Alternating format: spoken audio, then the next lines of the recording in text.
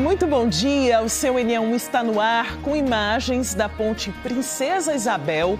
Tem manifestação no fim da ponte, já perto do teatro. O que mexe com o trânsito e se mexe com a sua rotina, o N1 traz a informação. Seja muito bem-vindo, estamos juntos na sua correria até 13h. E você vai ver também mais uma tentativa de feminicídio, desta vez no bairro do Espinheiro, na zona norte do Recife. Um homem invadiu um prédio, atirou várias vezes e tentou matar a ex-companheira, que já tinha uma medida protetiva contra ele. Sem ventilador nem ar-condicionado, alunos de arquitetura da Universidade Federal de Pernambuco reclamam do calor nas salas de aula e nos ateliês.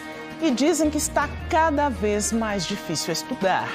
Preparação de jovens para o mercado de trabalho, Movimento Procriança oferece curso gratuito de logística e produção.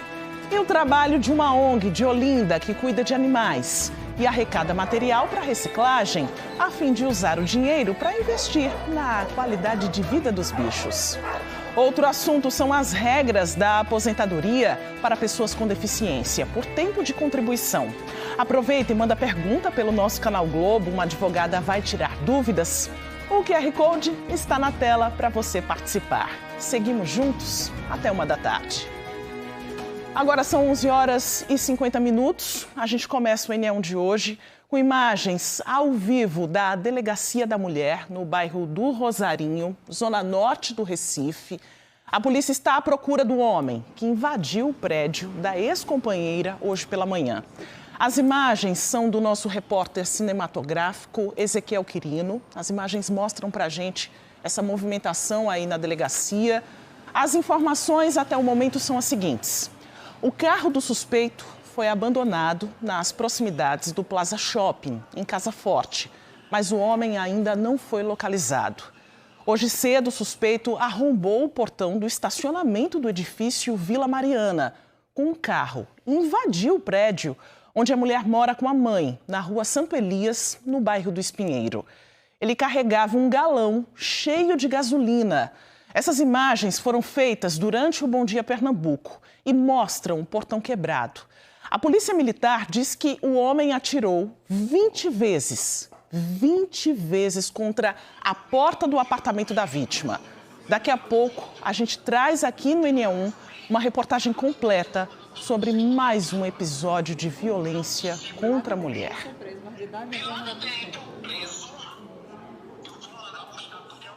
A gente segue, por enquanto, com outros assuntos. O trânsito foi bloqueado esta manhã na ponte Princesa Isabel, próximo ao Palácio Campo das Princesas, no centro do Recife. Apenas pessoas a pé circulavam pela ponte, que ficou fechada para veículos. O bloqueio foi feito pelo Sindicato dos Policiais Civis de Pernambuco. A categoria está mobilizada por reajuste salarial e principalmente por melhores condições de trabalho. E olha, o protesto continua, viu? Continua neste momento na ponte Princesa Isabel. A gente está vendo os manifestantes aí pela ponte, bem pertinho do Teatro de Santa Isabel. Essas são imagens de Elvis Lopes, ao vivo para você. Elvis está mostrando aí que o local segue fechado e um novo grupo de manifestantes também se juntou aos policiais civis, são profissionais ligados ao Sintep, o Sindicato dos Trabalhadores em Educação do Estado de Pernambuco. Nós entramos em contato aí com o governo do estado para pedir uma resposta sobre essas reivindicações. Estamos aguardando, temos imagens aí neste ponto exato, local do protesto, que acontece desde o meio da manhã, depois das 10 horas da manhã. A gente já começou a observar este fechamento aí na ponte e a gente observa que muitos manifestantes estão seguindo aí o seu trajeto e outras pessoas também circulando a pé, né? Os motoristas estão com dificuldade para passar. A gente viu um carro agora passando por ali. A gente também tem essa imagem da nossa câmera panorâmica aqui do alto. Nosso diretor colocou para a gente também aqui para a gente poder visualizar, porque tudo isso, claro, impacta o trânsito da área central da cidade. Daqui a pouco, então, a gente pode trazer outras informações para você, inclusive dessa movimentação do trânsito também aí na área central do Recife. O Banco Nacional de Desenvolvimento Econômico e Social, o BNDES, é o principal instrumento do governo federal para financiamento e investimentos em diversos setores da economia brasileira. Hoje, o banco divulgou um balanço com os últimos dados de créditos aprovados pelo fundo. Os números mostram um aumento desses investimentos aqui em Pernambuco. Quem conta pra gente é Luna Markman. Olá! Comércio, serviços e transição energética foram os setores que tiveram mais acesso a créditos do BNDES. A gente vai agora explorar um pouco mais desses números com Maria Fernanda Coelho, que é diretora de crédito digital para micro, pequenas e médias empresas do BNDES. Explica pra gente que, inclusive, Pernambuco se destaca em relação ao Nordeste, né? Pernambuco teve o melhor desempenho dos últimos 10 anos. Estamos divulgando hoje com exclusividade os resultados do Nordeste de Pernambuco, um crescimento de 60% 2025 em relação a 2024. E como você falou, comércio e serviços teve um desempenho excepcional, é o primeiro lugar na região Nordeste e o 7º lugar no Brasil. Mas todos os setores foram incentivados: infraestrutura, agricultura empresarial, agricultura familiar, indústria, inovação, ou seja, houve todo um movimento para que a gente pudesse, com os recursos do BNDES e com nossos parceiros, principalmente que atuam aqui na região, incentivar cada vez mais e desenvolver a economia local. E qual foi o volume em dinheiro desse crédito liberado? Olha, foram 2 bilhões e 700 milhões o ano passado. Com a boa notícia que micro, pequenas e médias empresas que geram muito trabalho, muita renda, geram 80% na realidade de todos os empregos no Brasil, receberam mais de R$1 bilhão. E geralmente esses pequenos empreendedores vão em busca do crédito para quê? Olha, as demandas são diversas. Você pode ter para capital de giro, que é aquela necessidade mais emergencial, mas nós tivemos um desempenho aqui muito importante no Finame Materiais, que é uma linha nossa de crédito, que é destinada à compra de máquinas e equipamentos. Sempre de produção nacional, e podem ser equipamentos 4.0, modernizar a sua fábrica, uma compra de um maquinário, se você tem, por exemplo, uma linha de costura que você vai ter uma máquina a laser ali, que o corte é a laser, que vai tornar isso tudo mais rápido. Ou seja, as linhas, elas têm a capacidade de atender no prazo, com a carência necessária, as diversas necessidades das empresárias e dos empresários. Geralmente, qual é a vantagem das linhas de crédito do BNDES em relação a qualquer outro banco? Olha, o BNDES é conhecido historicamente por ter linhas de mais longo prazo, ou seja, são investimentos estruturantes, investimentos que ali o empresário ele busca dar um estímulo e um incentivo para o aumento da sua produção. Agora, é importante dizer que nós não temos uma agência, então nós operamos por meio dos agentes financeiros parceiros, bancos públicos federais, bancos privados, cooperativas de crédito, agências de fomento, e a gente cobre 90% de todo o território nacional. Então, em qualquer cidade do estado de Pernambuco, você pode procurar um agente financeiro que você encontra as linhas do BNDES. Então, por exemplo, se eu sou dona de um salão de beleza, quero comprar equipamentos para o meu salão, eu vou no banco que eu já tenho uma conta. Isso, porque você já tem o seu relacionamento, você ali, ela já sabe qual é o seu limite de crédito que você vai tomar. Lembrando que o nosso crédito é um crédito digital, ele é online. Então você não espera um período. Teve o crédito aprovado, no mesmo dia o BNDES está liberando o recurso na conta. E para a gente finalizar, mês da mulher, tem alguma boa notícia para mulheres empreendedoras? Olha, nós sabemos a importância de que as mulheres se organizem. Então nós criamos uma linha que é chamada Procap Cred, que é uma linha destinada às mulheres que estão em cooperativas de crédito associadas e que elas poderão então ter acesso a recursos para cada vez mais dinamizar aquela cooperativa. E tem uma questão especial para o Nordeste. O spread ele foi reduzido para 0,5, especialmente aqui para o Nordeste. O resto do país é 0,85, mas no Nordeste o spread é 0,5 ao ano. E na prática o spread significa o quê? Significa que é aquele custo que o banco cobra, que às vezes ele pode ter uma taxa que vai, por exemplo, até 6%, para as mulheres é 0,5% ao ano. Ou seja, é um custo menor para você tomar o seu crédito. Maravilha. Maria Fernanda, muito obrigada pelas informações. Voltamos ao estúdio. A gente segue falando sobre economia, mas do que pesa no bolso da gente. Você é daquelas pessoas que, quando estão no supermercado, saem colocando tudo dentro do carrinho e, na hora de passar os produtos, tomam um susto com o preço? Então presta atenção nas dicas que a gente vai trazer agora. Joab Alves explica tudo ao vivo, vai explicar as melhores formas de economizar na hora da feira. Já está comprando um peixinho por aí, Joab? Boa tarde para você. Economizar é bom demais, Maristela. Muito boa tarde para você, boa tarde a todos. Começando com essa imagem aqui do peixinho, porque o movimento por aqui estava grande. Semana Santa se aproximando, o pessoal já está dando aquela pesquisada aqui no preço do peixe, né? O pessoal que costuma aí, nesse período da quaresma também, comer bastante peixe. E tem uma coisa que a gente acaba ficando com dúvida, né? O que é que a gente consegue fazer para economizar no momento da feira? Vou pedir licença para você de casa, que eu vou girar aqui a tela, porque eu encontrei aqui o Heitor, ele já estava aqui aguardando. Olha só o carrinho dele. Tem papel higiênico, tem também ali, acho que azeitona, tem carne também. Bem-vindo aqui ao Enem1. Heitor, já te pergunto uma coisa. O que é que tu tenta fazer para economizar no momento da feira? A gente compra perecível, fruta e verdura semanalmente para não estragar. E aí o que dá para comprar em maior quantidade, a gente faz uma investigação de valor e compra em grande quantidade no local mais barato. Eu acho que assim, comprando em quantidade maior, acaba aí economizando mais. Com certeza. O que for possível fazer é uma boa. E aí, durante a semana, é só para preencher o que já tem em casa? Isso, basicamente isso. Se precisar complementar com alguma coisa, a gente vai atrás e complementa, mas já tem meio que uma perspectiva, um padrão do que vai usar toda semana, então dá para calcular direitinho. Então, obrigado aqui pela participação, boa feira aí para você, siga aí, obrigado aqui pela participação. Agora eu vou conversar com o especialista economista, o César Filho, bem-vindo aqui ao Enem1, você que entende demais dessa área, né, economista doméstico, enfim. Primeira pergunta, essa questão de comprar em grandes quantidades, isso realmente a gente acaba economizando mais? Boa tarde, assinante, boa tarde, assinante do Globoplay, né? Depende do consumo de cada família. Tem família que tem um consumo expansivo maior, então tem família que tem uma demanda menor, então tem que saber dosar, tá? As famílias têm que sempre estar atentas à oportunidade de mercado. As famílias também têm que saber qual é o perfil do consumo, os alimentos não perecíveis. Eu vou citar um exemplo, o feijão. O feijão, eu tenho uma família de sete vidas. Então, o que é que acontece? Pode acontecer de aquela família ter um consumo um pouco maior.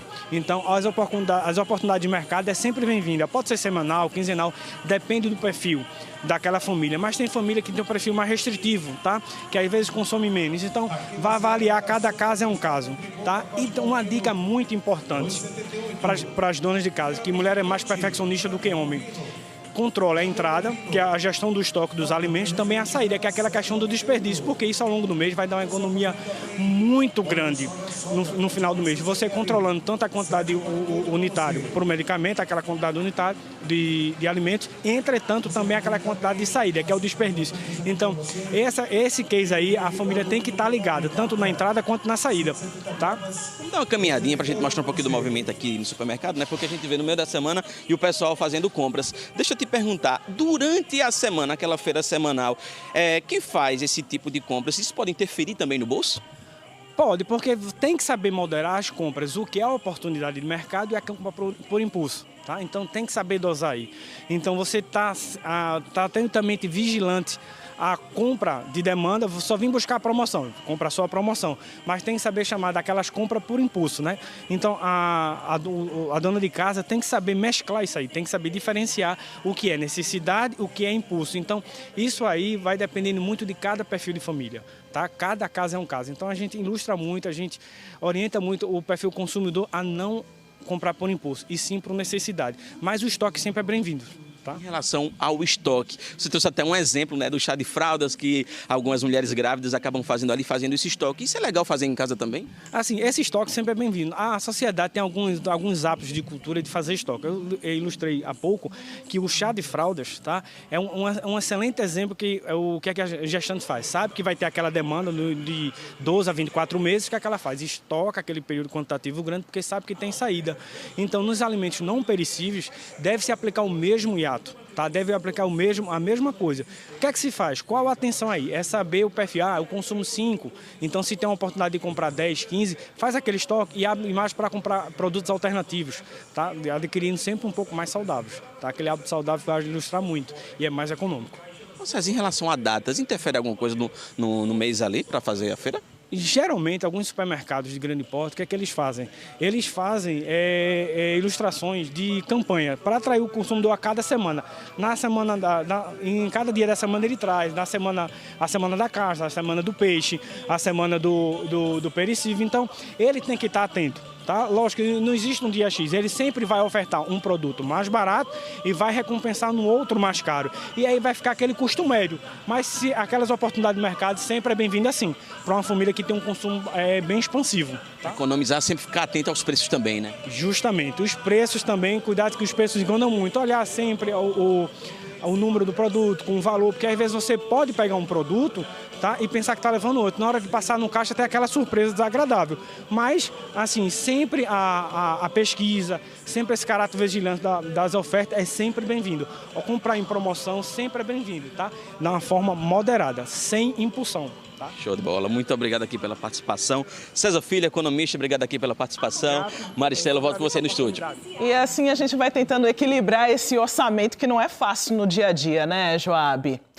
O Movimento Pro Criança está com 150 vagas para o curso gratuito de Logística e Produção. Podem se inscrever jovens de 15 a 29 anos do Recife e da região metropolitana. As inscrições vão até o dia 31 de março. E podem ser feitas pelo WhatsApp 98431 1529. O curso tem duração de 2 meses apenas, mas é uma experiência que pode mudar a vida de quem busca oportunidade no mercado de trabalho. Débora tem 21 anos. Em 2024, chegou ao Movimento Pro Criança para fazer um curso gratuito de Logística e Produção. Não conhecia a área e se encantou com as possibilidades que ela pode oferecer para jovens que sonham em entrar no mercado de trabalho. Fiquei sabendo do curso através da minha tia. Foi a primeira vez que eu ouvi falar de logística na prática, que eu pude, de fato, conhecer e entender como a logística, de fato, funciona. Aí eu fiz o curso, com um pouquinho tempo depois, através do curso, eu comecei a trabalhar como jovem aprendiz. E hoje eu trabalho na área ainda de logística. Hoje, Débora trabalha numa grande empresa e celebra as oportunidades profissionais que surgiram a partir deste passo.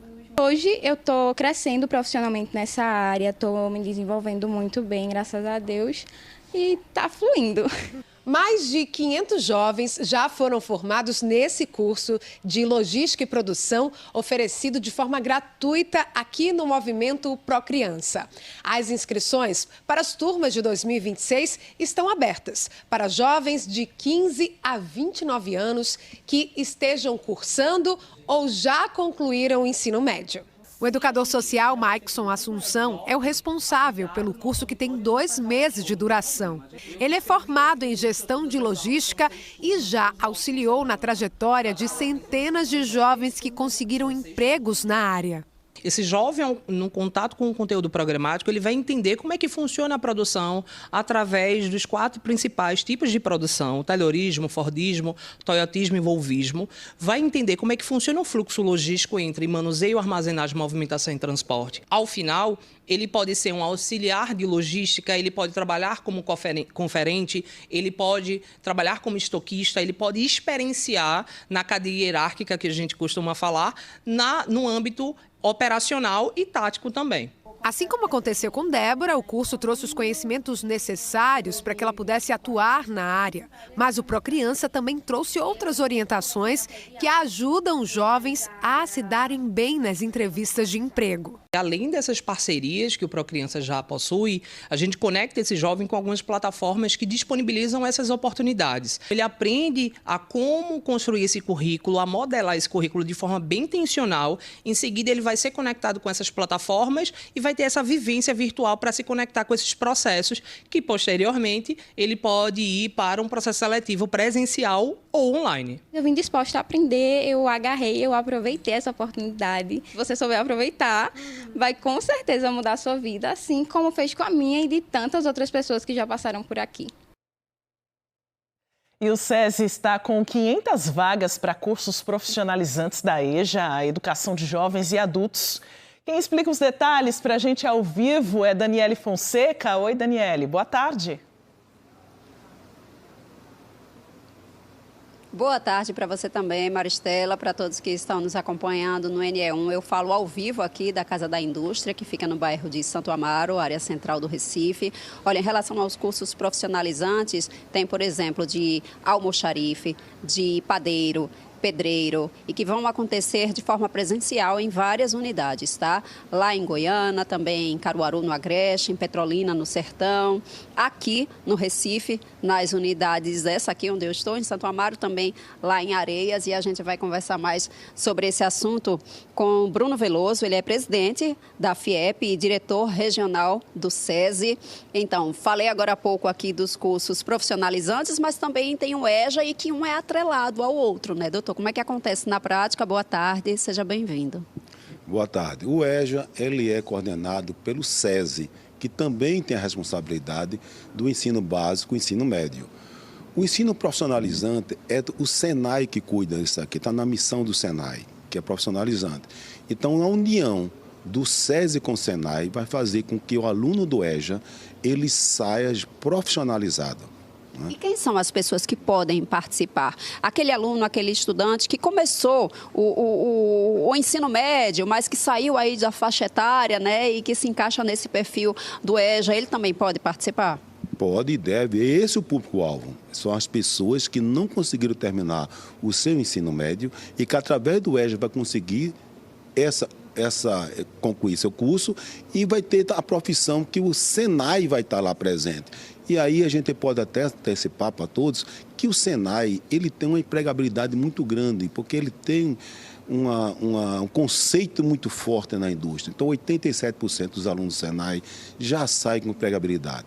Então, esses alunos que vão se matricular, que vão sair do EJA com o seu diploma, profissionalizado, então vai ter também uma empregabilidade muito forte. E como é o critério de inscrição para a escolha dessas pessoas, né, que vão participar? São 500 vagas, tudo gratuito. Vai existir alguma prova, algum tipo de seleção? Não, a gente inicialmente vai ter disponibilizado essas 500 vagas e a proporção que for aparecendo vagas, a gente vai buscar aumentar esse número. Mas, por enquanto, estamos à disposição. Quem quiser pode se inscrever, que nós temos vaga para isso. E também está sendo oferecida uma bolsa. Como é que funciona?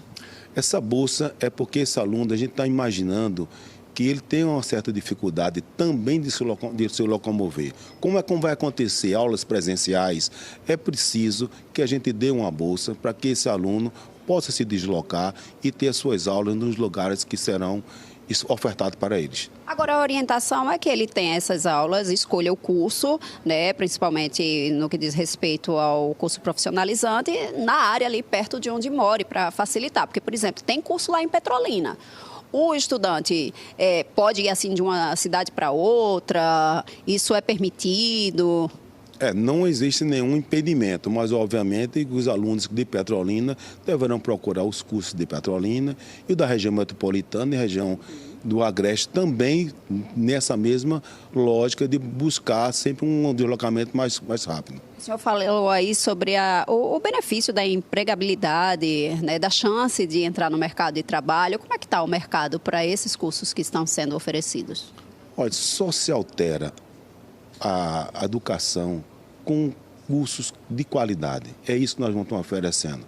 A mudança na vida das pessoas vem através da educação. A produtividade da indústria, ela vem com melhor qualidade das pessoas. Então, é isso que a gente está buscando. Muito obrigada pela participação, pelas informações aqui no NE1. Gente, o número para inscrições, tá? É um WhatsApp aparecendo aí na tela de vocês, o 984970854. Maristela. Agora, já pensou em ter que levar um ventilador de casa para poder driblar o calor em sala de aula?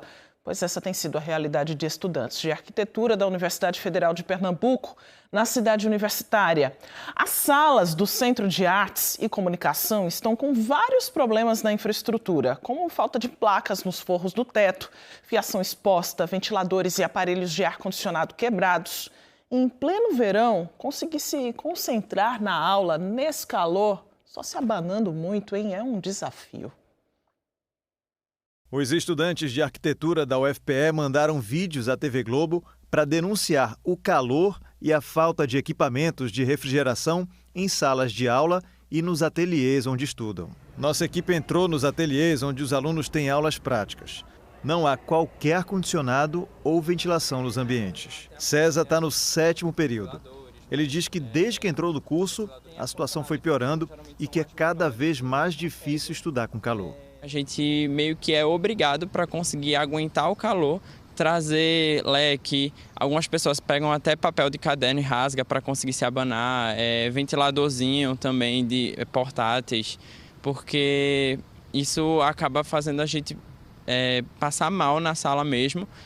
A gente não consegue passar o turno da aula inteira tendo a aula direta, a gente precisa de diversos intervalos, porque o calor é muito, muito grande mesmo e acaba sendo muito desconfortável. Põe em xeque a qualidade do nosso ensino, sabe? Porque apesar da faculdade ser a maior do Norte e do Nordeste e o ensino ser muito bom, realmente fica desestimulante e é muito difícil continuar a ter aula em um espaço que é completamente indigno para a gente. Os problemas na infraestrutura no prédio do Centro de Artes e Comunicação preocupam os estudantes.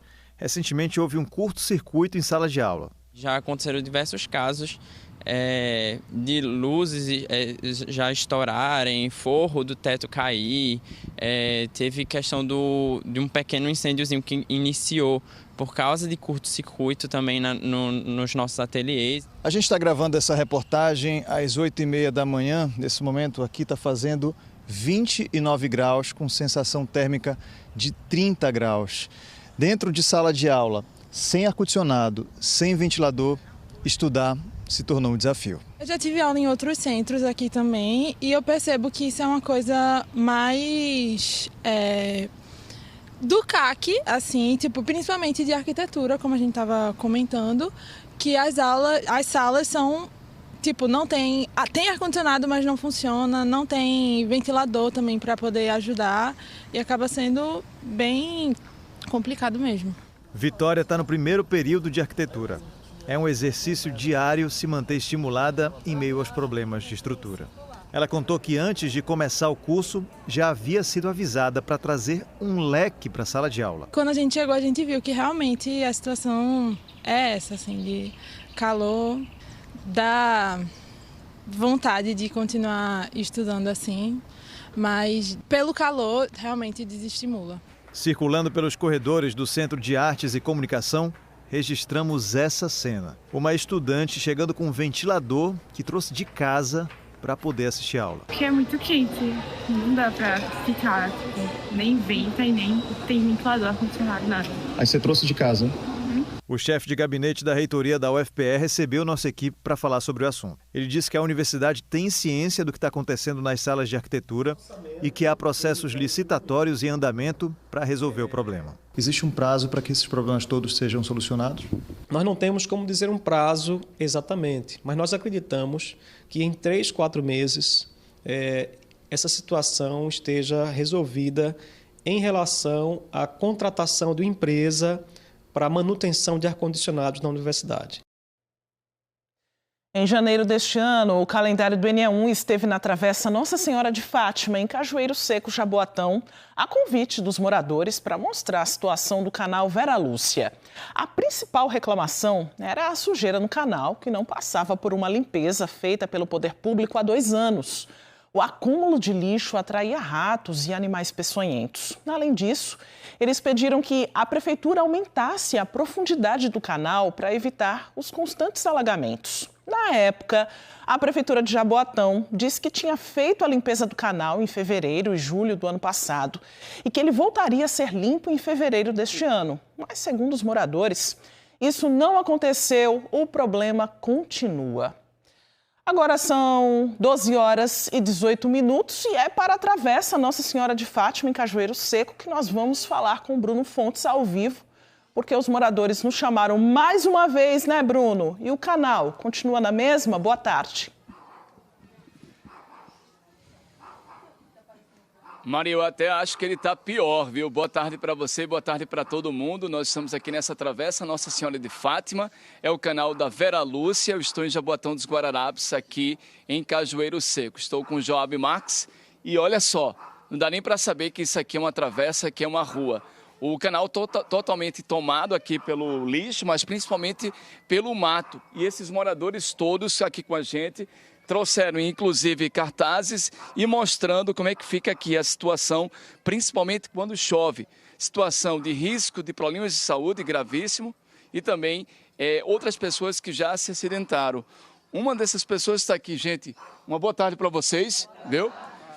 O que foi que aconteceu com o senhor? Como é seu nome? Boa tarde para o senhor aqui no canal. Era uma faixa de a partir de umas 5h30, eu saí de casa para ir para o trabalho na moto. Eu cheguei aqui na frente, mesmo aqui, enganchei-se no mato. Aí bati ela no poste de madeira. Aí tive que fazer uma cirurgia no dedo. Aí estou afastado já faz 2 meses da empresa. Como é seu nome? Adeildo. Obrigado, viu, Adeildo? Deixa eu também aqui vir para o outro lado. Daqui a pouco a gente conversa também mais com vocês. Inclusive, essa ponte aqui foi feita pelos moradores. Tem essas escoras, ela já caiu e ela balança bastante. E aí, Ângela, você chamou a gente de novo, trouxe também outros moradores. Boa tarde para vocês, viu? Ângela, a prefeitura fez alguma coisa? A gente teve aqui no início do ano, ela fez alguma coisa? Não fez nada. Vieram fazer uma visita logo após a emissora sair daqui, mas depois não voltaram para fazer a limpeza, para satisfação nenhuma aos moradores. Job, vem cá, cadê aquele balde? Deixa eu mostrar isso, pessoal. Vem cá. Ó, aqui eles vendem o rei do incenso, incenso para mosquito. Não é brincadeira não, viu, gente? Todos compram porque vocês não conseguem se não usar isso. O que é que acontece aqui? Como é o nome da senhora? Boa tarde. Meu nome é Rosa, é isso mesmo. A gente não consegue ficar nem um minuto aqui sentada na frente. Por quê? Porque muriçoca é mosca. Tem medo até de conversar, com medo da muriçoca entrar na nossa boca. Você estava revoltada, né, quando viu a gente falando desse desabafo. É sua essa loja? É minha, essa loja é minha. Difícil até a pessoa vir para cá comprar, né? Muito difícil, fica muito difícil o acesso, Bruno. E o fedor do canal é muito forte, Quanto é que tá uma caixinha dessa de incenso? R$7. Vende muito? Comecei agora, né? Espero que venda muito, porque o povo não aguenta tanta muriçoca neste lugar. Se não fechar a boca? Entra. É mesmo? Pois é. Aí eu brinco assim, mas a situação é grave, não é? A gente tem que levar assim, né? Porque se a gente for, a gente endoida. Porque quem tem que fazer o serviço não vem, né? O bebezinho aqui, obrigado, meu amor. Como é seu nome? Ana Paula. Ana, como é o nome desse bebezinho lindo aqui? E ele tem umas marquinhas, né? Isso foi o quê? Inseto? Sim. Muriçoca. Até mosquiteiro botando nele, mas não resolve não. E repelente direto, comprando direto repelente. E não resolve. Não resolve. Foi a senhora que seu pai, o que foi que aconteceu com ele? Como é seu nome? Joelma, boa tarde. Meu pai pegou a doença do rato. Por causa desse canal? Por causa desse canal. Ele estava limpando, aí o rato saiu do canal, bateu no pé dele e mijou. Aí quando foi 2 dias depois, a gente socorreu ele ficou entre a vida e a morte, na UTI, tudo. Mas graças a Deus ele está aí. E tem muito rato aqui? Rato? Aqui não tem não, meu filho. Aqui é gato. De vez de ser rato, é gato. Não é gabiru. Eles são gordinhos? Oxi, gordo até demais. Mas, meu Jesus, pode vir aí. Você vir de noite, você vai encontrar não, eles não, viu? Cada lapa desse tamanho aí. Tá. Que não tem tamanho. Igual com você, não corre não. Corre não? Corre não. Tem medo da gente não. Já estão acostumados. Olha, Maristela, a gente faz assim essa brincadeira porque o pessoal também gosta de mostrar isso, mas a situação é muito séria e daqui a pouco eu vou falar com vocês, a senhora que está segurando esse cartaz, e vamos ver se a Prefeitura de Jaboatão dos Guararapes ela vai trazer uma resposta boa ou não, tá certo? E é uma resposta verdadeira. Pronto, Joelma, daqui a pouco eu trago isso. Mari, eu volto com você. Os moradores querem uma solução definitiva, né, Bruno? Muita sujeira aí nesse canal. Daqui a pouco você volta, então, com outras informações. Vamos continuar juntos nessa cobrança junto à comunidade. A seguir, semana marcada pela violência contra a mulher. Homem arromba portão de prédio e atira 20 vezes contra o apartamento da ex-companheira. Ele ameaçou a vítima num telefonema. O carro e a arma do suspeito foram apreendidos e estão na delegacia. E a polícia segue na busca pelo suspeito. Imagens ao vivo agora da delegacia para você, imagens de Ezequiel Quirino. O NE1 volta já com outras informações, agora 12h23.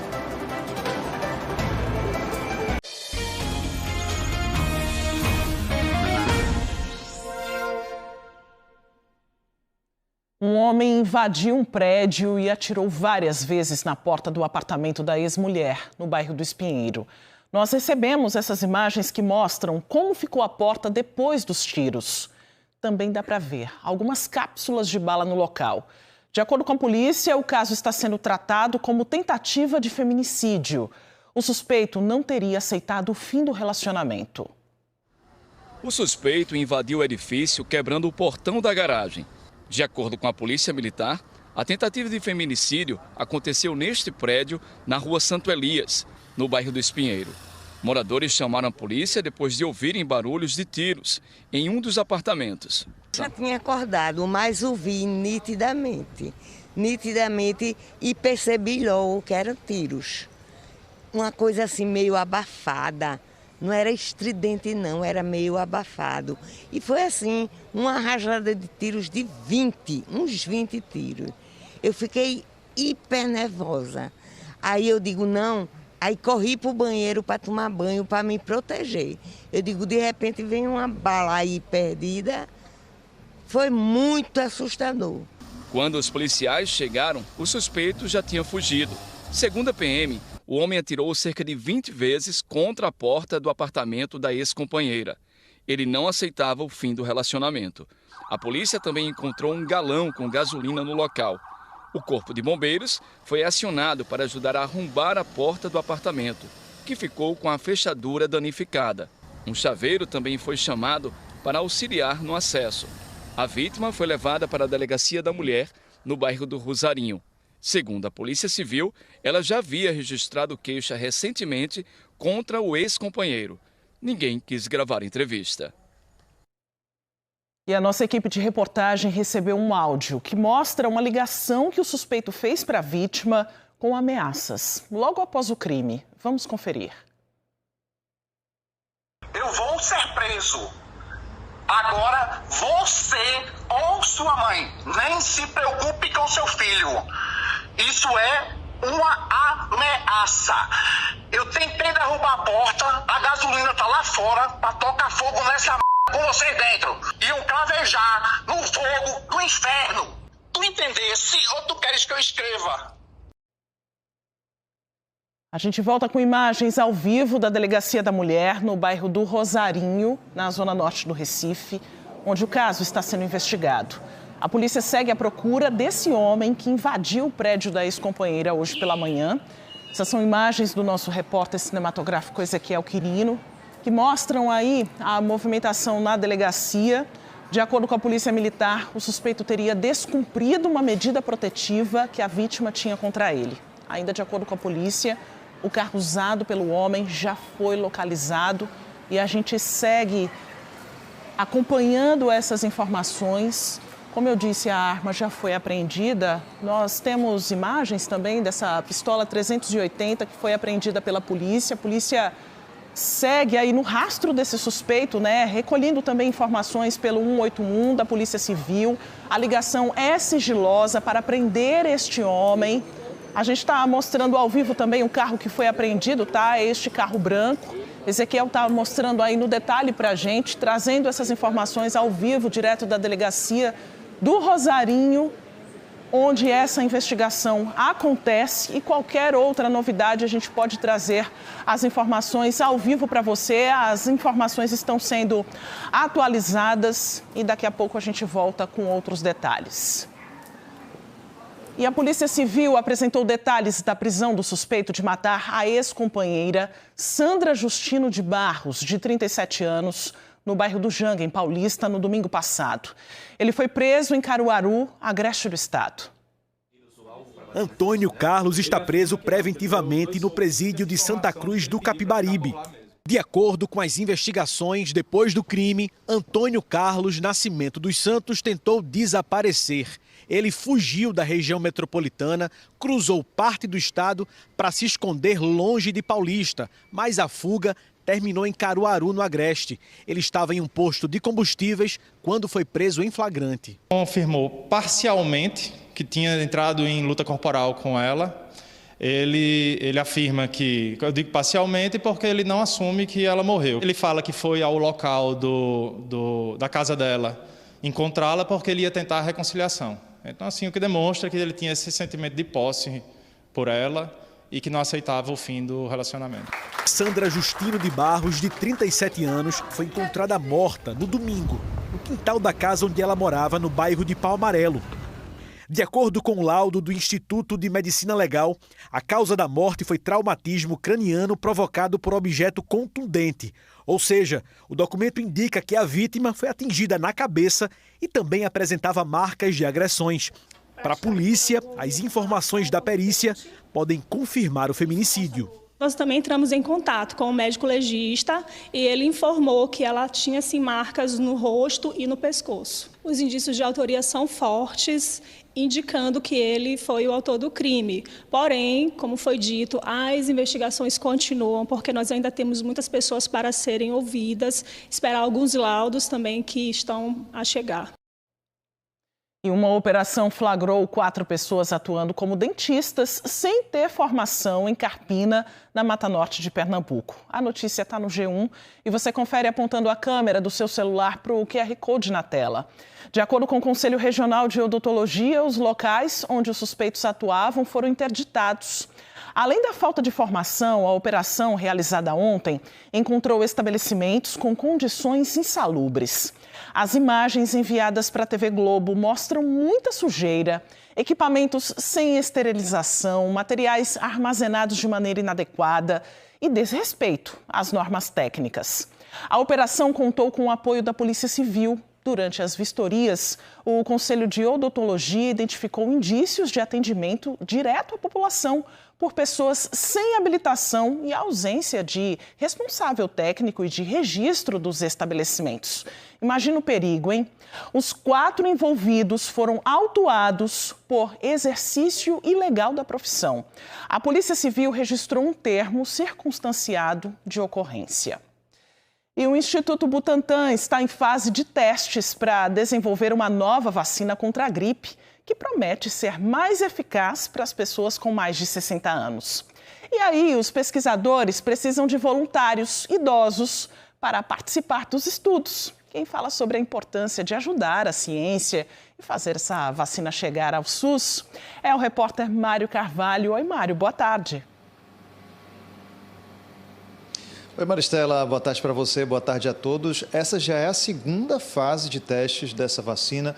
A gente vai entender quem é que pode fazer parte desses testes. Vou conversar aqui com o Rafael Dália, que é pesquisador da Fiocruz. Antes, eu queria que o senhor explicasse para a gente qual é o principal diferencial dessa vacina que está sendo testada para que já existe no SUS.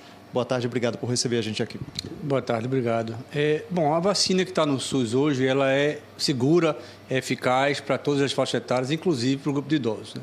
O diferencial é que essa é uma versão melhorada dessa vacina. Ela é ainda mais eficaz para esse grupo prioritário de idosos. Por que os idosos que precisam receber essa vacina prioritariamente, o que eles têm de diferente no corpo, no sistema imunológico, que precisam receber essa vacina com mais atenção? Olha, com o avançar da idade, naturalmente, a pessoa tem um déficit da resposta imunológica, né? Isso já é pesquisado, cientificamente falando, né? Então, essa pessoa precisa ter uma vacina mais potente, digamos assim, né? Ela tem um mecanismo chamado de imunossenescência, que ela tem uma redução da cadeia imunológica.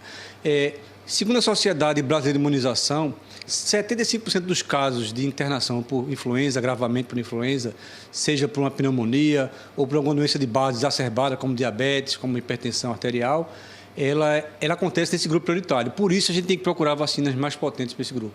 Quando a gente fala de vacina mais potente, a gente está falando de como ela vai funcionar melhor para esses idosos, né? Falando de uma linguagem bem clara, qual é a diferença na prática que essa vacina que está sendo testada pode trazer para o sistema imunológico desses idosos? Essa vacina, ela tem o mesmo princípio da vacina do SUS, só que é adicionado a ela uma substância chamada adjuvante.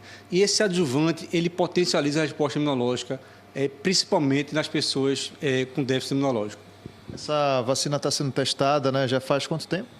Ela começou em janeiro, né? 300 voluntários no Brasil inteiro. Aqui em Pernambuco foram 52 voluntários. E aí foi avaliado os efeitos adversos dela. Quando foi visto que os efeitos adversos são os mesmos esperados para a vacina da gripe comum, foi liberado agora na segunda etapa do estudo, onde a gente vai iniciar, a partir da primeira quinzena de abril, vamos recrutar 6.900 voluntários no Brasil inteiro. Em relação a essa primeira fase, né? O senhor falou sobre os efeitos adversos, que são comuns também, toda vacina tem. Mas o que já foi comprovado nessa primeira etapa que vocês já tiraram assim, de resultado? Olha, a gente não tem como precisar de resultado, porque é um número muito baixo, um N muito baixo, 300. Né? O estudo são 7.200 voluntários.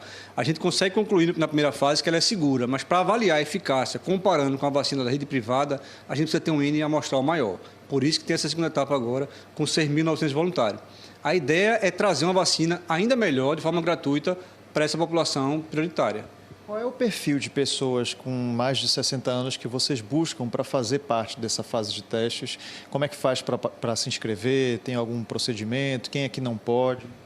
Veja só, a gente está buscando a população 60 a mais, obviamente tem que ter 60 anos para cima. Essa pessoa é desejável que tenha uma saúde equilibrada ou pelo menos controlada. Né? Se ele tiver alguma hipertensão, mas toma remédio, controlado, diabetes, ele pode entrar. Não pode entrar se a pessoa tiver alergia ao ovo ou ao frango, né? Porque o princípio de produção da vacina é em ovo embrionário de galinha. Se essa pessoa tiver alguma doença não controlada, não pode entrar. E tratamento de câncer também a gente não está recebendo. Doutor, muito obrigado. Boa sorte aí na pesquisa. Obrigado pela entrevista. Maristela, volto com você. Isso, e a gente segue acompanhando os resultados, né, pela eficácia dessa vacina, para aumentar ainda mais a eficácia que já existe, né, Mário? A gente vai voltar a falar agora com Bruno Fontes, que está no bairro de Cajueiro Seco, em Jaboatão dos Guararapes. O calendário do NE1 voltou à travessa Nossa Senhora de Fátima para mostrar a situação do canal Vera Lúcia, né?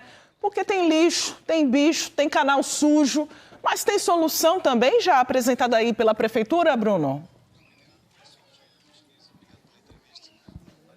Maristela, veja, uma solução rápida seria logo a limpeza, né? Que a Prefeitura trouxesse então máquinas ou a equipe de limpeza para remover esse mato. E aí eu trouxe a resposta que nós pegamos. Pessoal, é sempre bom a gente falar que a gente chama o representante da Prefeitura porque ele dá essa explicação. É diferente de passar uma nota. E a nota chegou aqui, nós recebemos. E veja só, a Prefeitura disse para vocês, pessoal, eu estou até aqui com essa, exatamente aqui no celular, dizendo que eles não conseguiram fazer a limpeza porque tiveram outros compromissos, outras ações no Carnaval, ou tiveram outros compromissos por causa da Operação Inverno. E aí eles disseram que vão fazer essa limpeza no dia 23, que é a próxima segunda-feira. Mas eu quero saber de vocês, aí eles falam assim que quer a colaboração dos moradores para que vocês não joguem lixo. Sinceramente, pessoal, eu não vi lixo aqui dos moradores e eles fazem a limpeza. Então vamos lá. Como é o nome da senhora? Boa tarde. Boa tarde, a de Joanas.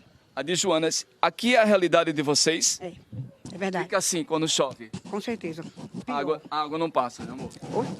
A água vem no joelho da gente. Para levar o menino para a escola, para ir trabalhar. Pensa um absurdo. Revolta. Passa. Com certeza. Fica até emocionada. A gente fica tão triste que a gente também somos filhos de Deus, né? O outro lado tá tão bonitinho, por que a gente tá assim desse jeito? E não fazem nada. O outro trecho do canal, né? Tudo cimentadinho, caneta. Poderia fazer isso também, né? Fez um lado e não esse. Fazer o outro, né, também, né? Para ajudar, né? Ia ser tão bom, né? Ô, maravilha!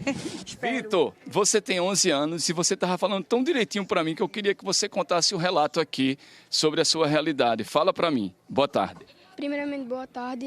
Eu queria falar sobre aqui na rua, porque quando chove alaga muita lama e tem muito rato. E é ruim também para a gente que é pequeno, criança, para ir para a escola. Tem vezes que a gente não sai nem de casa. Tem como nem sair de casa, porque... Nem consegue brincar, né? Dá nem para fazer nada, só ficar dentro de casa. A mamãe já disse assim, Vitor, cuidado, eu sei que Ângela é tua tia, né? Mas elas também ficam preocupadas quando vocês saem aqui para brincar? Fica. Fica, né? Alaga muito rato. Pegar a doença do rato. Tu é desenrolado, chega. Venha cá, a senhora também que estava falando com a gente na outra vez. Na sua opinião, seria simples para a prefeitura fazer essa limpeza logo? Não só a limpeza, como fazer o canal, a pavimentação, porque é um trecho pequeno que dá para eles fazerem muito rápido e não fazem porque deixa esse descaso aqui para a população, que já somos nós que fazemos limpeza, porque limpeza nem eles estão fazendo. Obrigado a vocês. Vitor, me ajuda aqui a marcar. Eles disseram que vão fazer essa limpeza aqui. Vamos ver se eles vão fazer. Marca aqui nessa semana porque a gente já volta e cobra de novo. Dia 27. Dia 27 eu encontro você aqui de novo. Encontro? Valeu. Gente, muito obrigado. Obrigado a vocês. Então é isso, Maristela, o NE1 aí nesse compromisso com o calendário. Eu volto contigo, Mari. Calendário marcado, nosso compromisso firmado por aqui. Claro que a gente vai seguir acompanhando, né, todas as reivindicações desta comunidade. Obrigada, Bruno. O NE1 agora fala sobre os direitos da pessoa com deficiência. Bora ver aqui, junto comigo, uma mensagem que chegou pelo nosso canal Globo. É o Dogiel do Arraiz que escreveu pra gente. Ele disse o seguinte: olá, gostaria de ver uma reportagem sobre a aposentadoria da pessoa com deficiência por tempo de contribuição. Em outubro de 2017, sofri um acidente. Tenho 20 anos de contribuição. Dogieldo, muito obrigada pela sua mensagem. O NE1 é feito com a sua participação, por isso que o QR Code do nosso canal Globo não sai da nossa tela. Daniele Fonseca está ao vivo com uma advogada para responder a sua dúvida e outras perguntas que chegarem também, né, Daniele? É com você.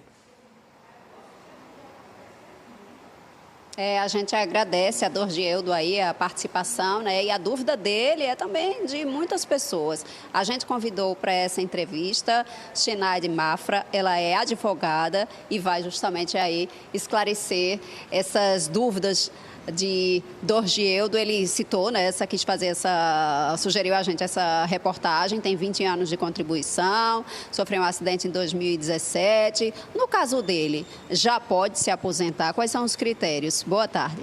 Boa tarde. Primeiro a gente precisa entender a contribuição de Dogieldo. Se ele já tinha 20 anos quando ele sofreu o acidente, provavelmente ele tinha 20 anos de tempo comum, sem doença, sem incapacidade, sem deficiência. E a partir de 2017, pelo que ele está explicando, talvez ele tenha uma deficiência, uma sequela. Então, a gente teria que misturar o tempo comum com o tempo de pessoa com deficiência. E quais são os tipos de aposentadoria para PCD? Existem dois hoje. A gente tem a aposentadoria por idade e tem a aposentadoria por tempo de contribuição. Então, na aposentadoria por idade, a gente tem ali 60 anos para o homem e 55 para a mulher, então uma redução bem significativa, e ambos com 15 anos mínimos de tempo de contribuição. Agora tem que ser 15 anos de deficiência, independente do grau.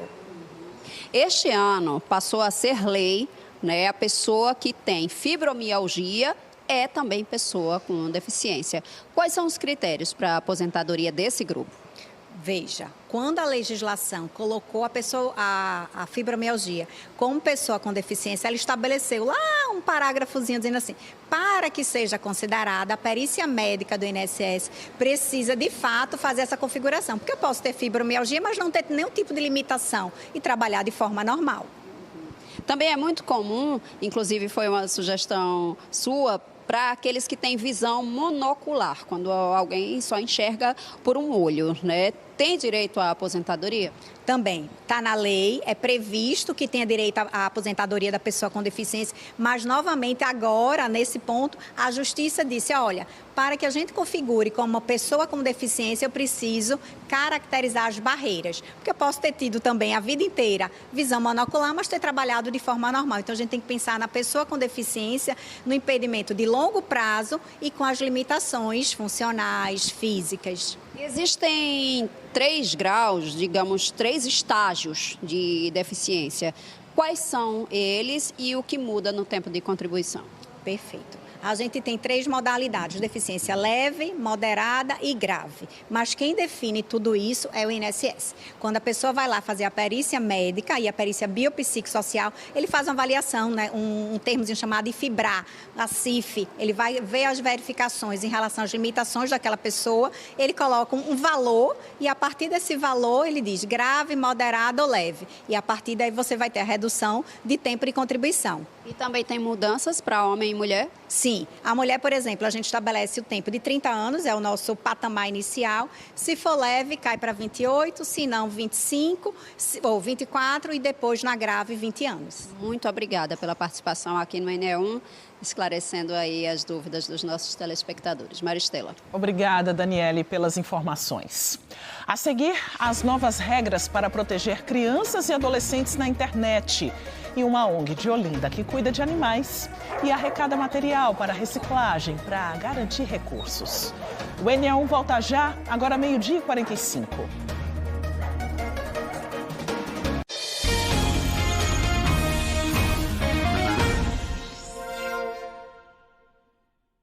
NE1 de volta com um convite para você As inscrições estão abertas para o Festival LED, promovido pela Globo.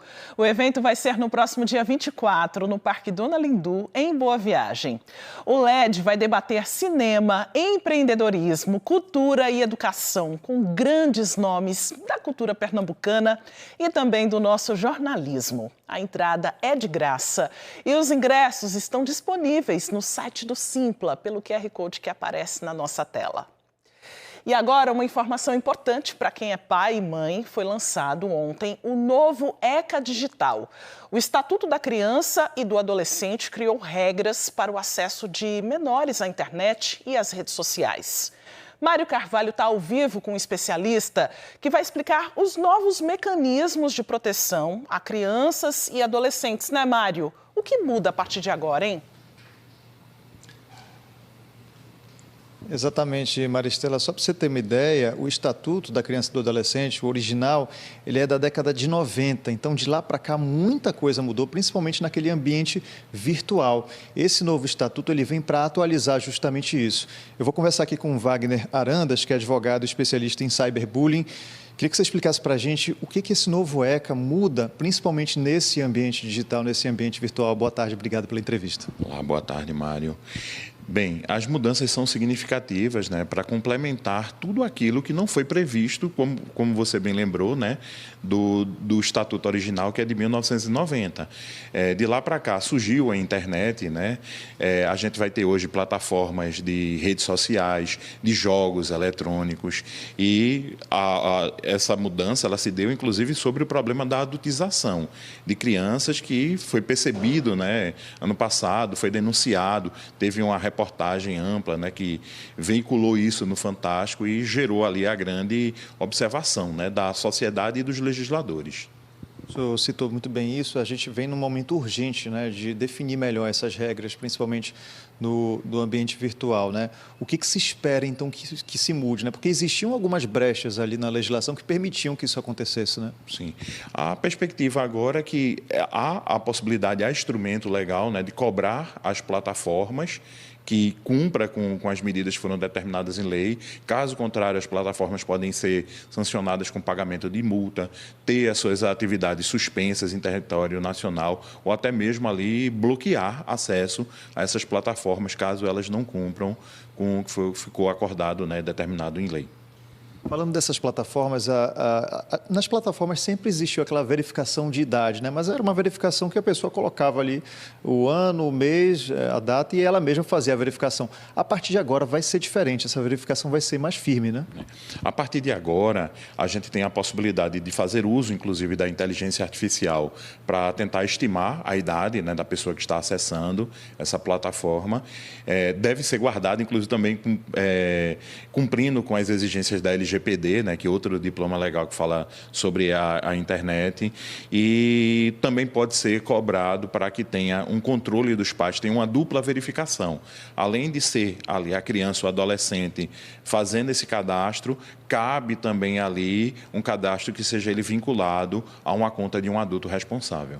Quando a gente fala dessas plataformas, a gente está falando de sites, aplicativos, programas, jogos, né? E aí qual é a responsabilidade dessas plataformas em manter, né, em seguir com tudo isso que está sendo definido? A responsabilidade deles acaba sendo plena, né? Que pode interromper a funcionalidade dessas plataformas em território nacional. Além disso, tem algumas que são muito sensíveis, né? Questões de jogos, né?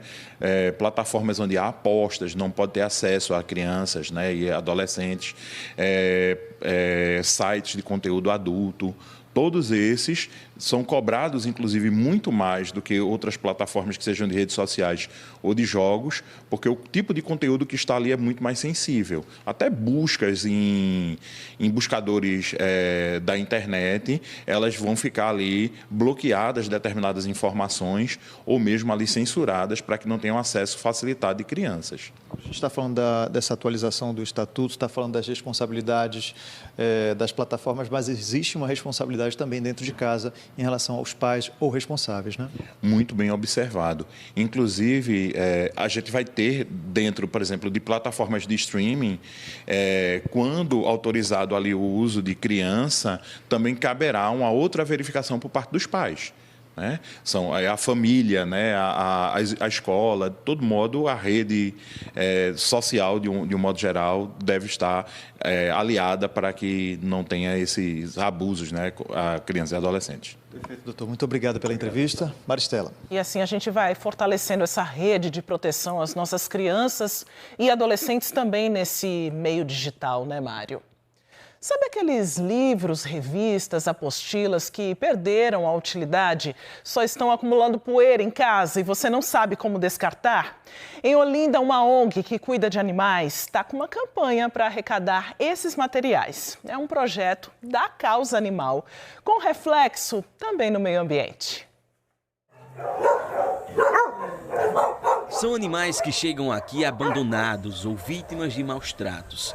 A ONG Mundo do Marley, uma instituição sem fins lucrativos que fica em Águas Compridas, em Olinda, tem uma despesa grande. A situação está bem precária, né? Ultimamente as doações caíram. Inclusive a gente está precisando de pagar funcionário, que a gente não fez pagamento de funcionário ainda esse mês. Estamos precisando de ração. Precisamos organizar a estrutura, né? A gente está gastando 30 quilos de ração por dia. Às vezes chega a faltar? Chega a faltar. Falta que a gente entra com pedido de ração na rede social. A ONG sobrevive 100% de doações. Por isso, Rosângela reforça a importância da ajuda da população. O que não falta aqui é animal abandonado, né? A gente faz a maior correria, porque é eu e 2 pessoas, né, 2 rapazes, para poder dar conta da demanda. A ONG Mundo do Marley resgata animais em situação de vulnerabilidade. Para ajudar nos custos, criou o projeto Livros Salvam Vidas, que por mais um ano está arrecadando livros e revistas para reciclagem. A gente começou esse projeto dentro das escolas aqui em Olinda e a gente pôde conversar com crianças e jovens para que eles entendessem a importância do descarte correto desses materiais, que todos eles tenham esses materiais para descartar. E, em parceria com a empresa Planeta Limpo, a gente consegue reverter essas doações, né, para ajudar em algumas despesas que a ONG Mundo do Marley precisa. A gente está pelo Instagram, né, pelo WhatsApp também, pode estar entrando em contato com a gente e a gente combinando essa coleta. A proposta arrecada livros, revistas e outros recicláveis que, após a triagem e pesagem, são vendidos por quilo. Toda a renda ajuda a custear cuidados médicos, alimentação do abrigo, que tem cerca de 170 animais resgatados pela instituição. A gente vem focando o dinheiro desse projeto para ajudar na qualidade de vida desses animais. Hoje a gente está conseguindo comprar vacinas para esses animais, a gente está conseguindo coleiras de repelente para animais de leishmaniose, a gente está conseguindo comprar medicação para carrapato e pulga, e isso são avanços importantes que a gente só veio conseguir depois que a gente conseguiu construir essa campanha. É um projeto altamente sustentável, né? Além dela estar fazendo a questão animal, né, ajudando aqui no projeto com os animais, com as despesas dos animais, ela também está ajudando o planeta. Todos esses livros vão ser reciclados depois. Então, 1 tonelada, por exemplo, de papel, seja qual for, se for o livro, por exemplo, ele está economizando aí pelo menos que uma árvore deixe de ser derrubada. O importante é ser papel, né? De preferência sem adesivos, mas só sendo papel, porque esse papel vai ser todo direcionado para reciclagem. Então, tanto faz. Pode estar amassado, pode ser velho, usado, apostilas de escola, qualquer tipo de livro. Simone explica como é que funciona o processo depois que o material é recolhido e por que é importante que as pessoas façam essas doações. Eu também faço um apelo para que as pessoas ajudem, né? Ou tragam para cá, ou conversem com a gente na Planeta Limpo, dizendo que foi material para ajudar o abrigo Marley. A gente vai estar sempre direcionando tudo para cá. Ajuda bastante. O Mundo do Marley, a Associação Protetora de Animais, fica na Avenida Batalha do Tuiuti, número 1228A, em Águas Compridas, Olinda. E a manifestação do Sindicato dos Policiais Civis, o Simpol, continua na Ponte Princesa Isabel.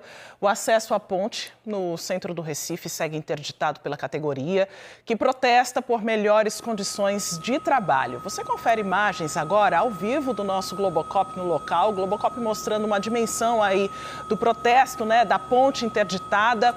A Secretaria Estadual de Administração diz que segue dialogando com todas as categorias do funcionalismo Público Estadual e que desde o dia 2 enviou um ofício ao Fórum dos Servidores do Estado comunicando a data da próxima reunião extraordinária da Mesa Geral de Negociação, que acontece no próximo dia 31. A gente continua, claro, acompanhando essa situação. Fica o alerta aí do trânsito na área central do Recife, ponte segue interditada.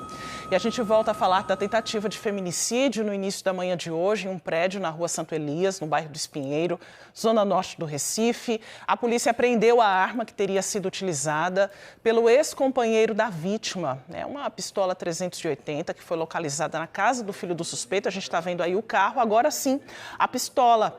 O carro do homem também foi encontrado, nós vimos anteriormente aí nas imagens e segundo as primeiras informações, o veículo estava abandonado na rua Laurindo Coelho, no bairro de Casa Forte, está na Delegacia da Mulher, no Rosarinho. A gente está vendo aí nas imagens a delegacia e a procura pelo suspeito continua. A gente também continua acompanhando o desenrolar desse caso no NE2. Obrigada pela companhia. A gente volta amanhã. Você fica agora com o Globo Esporte.